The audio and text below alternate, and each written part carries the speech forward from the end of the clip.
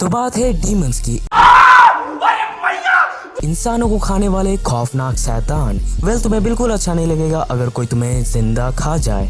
और इसी डरावने से कॉन्सेप्ट के साथ एक एनिमे आता है डीमन स्लेयर, जहां पर रात के अंधेरे में डीमंस इंसानों का शिकार करते हैं, जिनसे बचने के लिए डीमन स्लेयर क्रॉप्स को बनाया गया है जो डीमंस का शिकार करते हैं। पर क्या कभी आपने सोचा है कि ये सब शुरू कहां से हुआ? डीमन स्लेयर एनिमे में आखिर डीमंस आए कहां से? यही बताने के लिए तो मैंने ये वीडियो बनाई है। तो रिलैक्स हो जाओ और अपनी कुर्सी की पेटी बांध लो, क्योंकि हम जाने वाले हैं डीमंस की ओरिजिन जाने के लिए। तो hey guys, welcome back to our YouTube channel infinite extension. और आज की इस वीडियो में मैं आप लोग को बताऊंगा कि आखिर डीमंस कहां से आए हैं। और एक बात मैं तुम्हें बता दूं कि इस वीडियो में स्पॉयलर्स होंगे, पर उतने भी खतरनाक वाले स्पॉयलर्स नहीं होंगे कि तुम मुझे जिंदा जमीन में गाड़ दो। मतलब बहुत छोटे छोटे स्पॉयलर्स होंगे जिनसे आपको कुछ फर्क नहीं पड़ेगा। और इस वीडियो में मैं जो भी कहूँगा वो मांगा में कहा है, और जो मांगा में कहा है वही मैं कहूँगा, और जो कहूँगा वो मांगा में कहा गया है, और जो कहा गया है वही तो मैं कहूँगा। तो चलो अब वीडियो को शुरू करते हैं। तो हमें एनिमे में बताया गया है कि दुनिया में बस एक डीमन है, जो है डीमन स्लेयर का माइकल जैक्सन किबुत्सुजी मुज़ान, यानी हमारे मुज़ान चाचा, जिन्होंने बाकी सबको डीमन बनाया है। तो अगर सबको डीमन मुज़ान चाचा ने बनाया है तो मुज़ान चाचा को किसने डीमन बनाया है?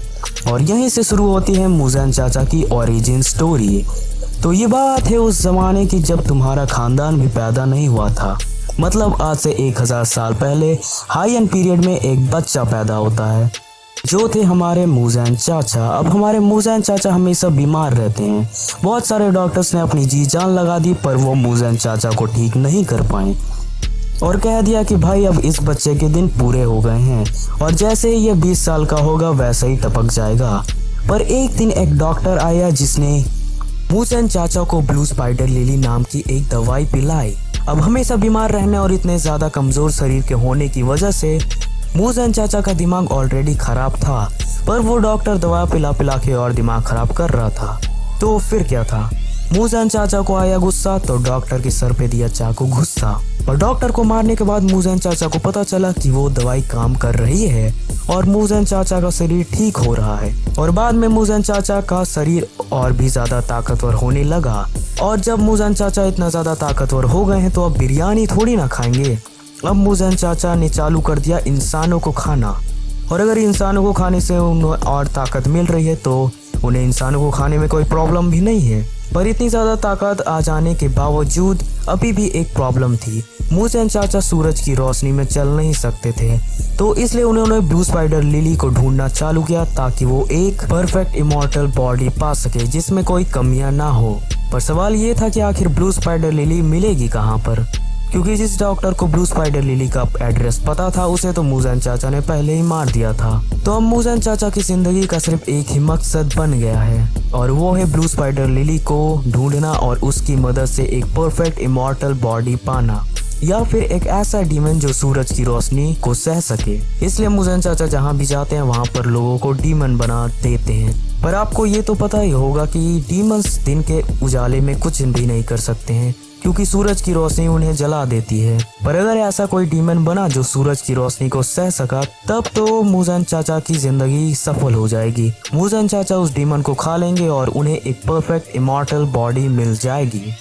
तो जब भी कोई इंसान डीमन बनता है तभी वो एक नॉर्मल से इंसान की तरह ही दिखाई देता है, पर धीरे धीरे उनकी बॉडी का कलर और शेप चेंज हो जाता है, जिससे वो और भी ज्यादा डरावने दिखाई देने लगते हैं। डीमन जितना ज्यादा इंसानों को खाते हैं उतने ही ज्यादा घिनौने दिखाई देते हैं।